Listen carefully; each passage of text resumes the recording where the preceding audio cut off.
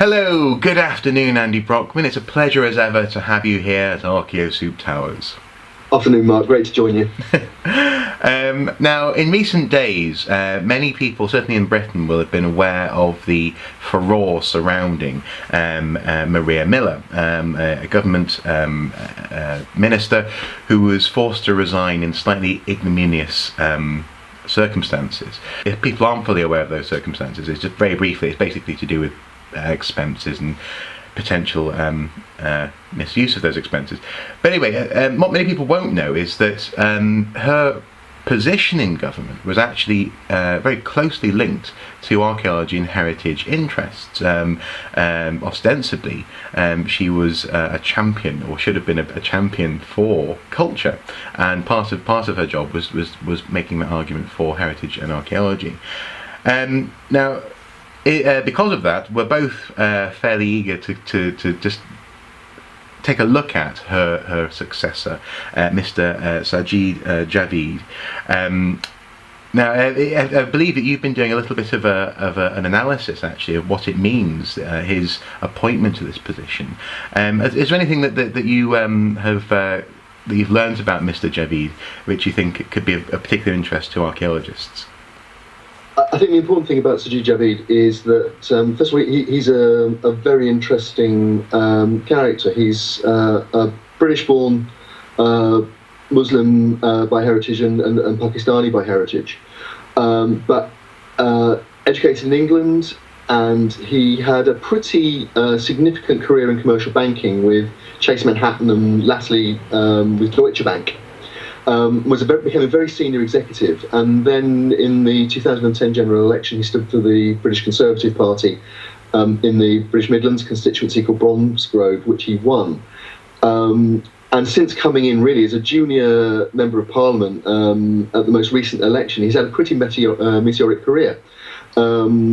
He has had 3 jobs in particular under the patronage of the Chancellor of the Exchequer, George Osborne, who's clearly picked him out as somebody who is a significant ally, and I think probably a rising star as well. He's reckoned to be a very capable, politician and a capable minister. Okay.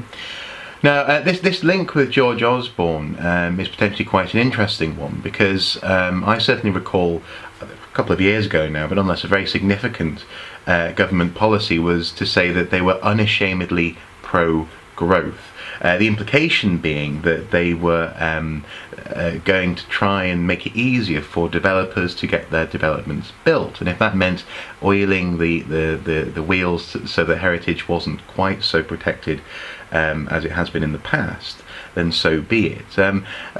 Is there any indication that Mr. Javid will be similar in his approach? I think so, and I think that's the significance of the appointment. He's a close Osborne ally.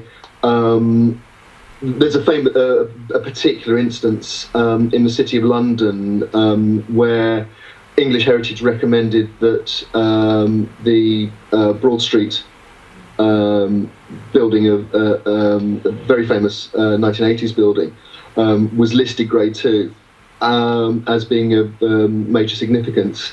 And the government basically just ignored that because a major commercial company wanted to redevelop the site. That was just pointing up the way that the current government has deregulated and weakened planning rules and planning guidance as far as heritage is concerned, and also has really skewed the playing field in favour of growth. Now, obviously, there's economic arguments in favour of that. But well, after all, without growth and without building projects, there are fewer archaeological jobs. That can't be ignored, obviously. No, that's absolutely the case. But at the same time, I think people who criticise the policy will point out, first of all, that English Heritage is having its charter, if you like, rewritten, so that instead of becoming a heritage protection organisation, it has to, as a matter of policy, support sustainable development. Which is the, Well, what's fascinating there is that at the heart of that phrase, sustainable development, you have the paradox innate, really. I mean, for many, sustainability is not the same as development or change, and so it can't be an easy position to be in. And actually, I suppose in recent months and years, we have many people, many commentators, many archaeologists have observed that this splitting up of English heritage into effectively a trust, not unlike the National Trust, which will look after the properties that have hitherto been English heritage and by extension the government's responsibility. Like Stonehenge. Like Stonehenge, yeah. The splitting up into a trust, and also this organisation which will manage development and planning, hasn't necessarily been in the best interests of heritage. But I suppose, given Mr. Javid's background and his appointment to this role, how do you think all of these different interests will play out in the run-up to the general election next year? Well, I think it shows that certainly with the Conservative Party, the direction of travel is more of the same, which is basically to deregulate more, to facilitate development more, and to withdraw the state from as much of the development process and heritage protection as possible, really. Keeping a core keeping the core legislation in place, but withdrawing from the by and large from the actual implementation of that. Because we've got to remember as well that it's not just at a government level this happens. The local authorities, who are also responsible for planning and heritage protection in the regions, have been decimated by the cuts that have been driven by the Treasury and Chancellor Osborne's policy, which Sajid Javid's been a major part. So I think anybody expecting the purse strings to be loosened for heritage in the coming year, and if the Conservative Party or the coalition government is returned to power in May next year, I suspect they're probably going to be disappointed. Okay. Now there have been moves to sort of put a human face on Mr. Javid by mentioning that he's a fan of Star Trek, and arguably one could say he's a fan of Jean-Luc Picard and therefore archaeologist. That's quite a number of leaps there to make. But it's not as though I or you particularly want to actually judge him before he's really got going in this role, but the trajectory seems to be fairly consistent. With that in mind, what can archaeologists, no matter what part of the political spectrum they're on, what can archaeologists do to keep an eye on what he gets up to, and also to make our thoughts and potential concerns known in the run-up to the election? I think the important thing is that, in a sense, he has put down one statement of intent, because in June 2013, a Conservative Party group called the Free Enterprise Group, of which he's a member, was a founder member in fact, published a paper by another Conservative MP called Dominic Raab, which basically advocated the abolition of the Department of Culture, Media and Sport, which is ironic because that's the one that Sajid Javid has now just inherited from Maria Miller, and that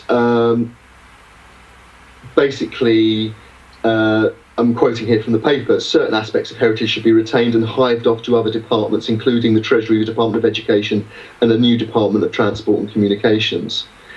In other words, the single voice, he has been associated with people who say that the single voice for heritage should disappear from around the cabinet table, and it should be cast to to various different departments.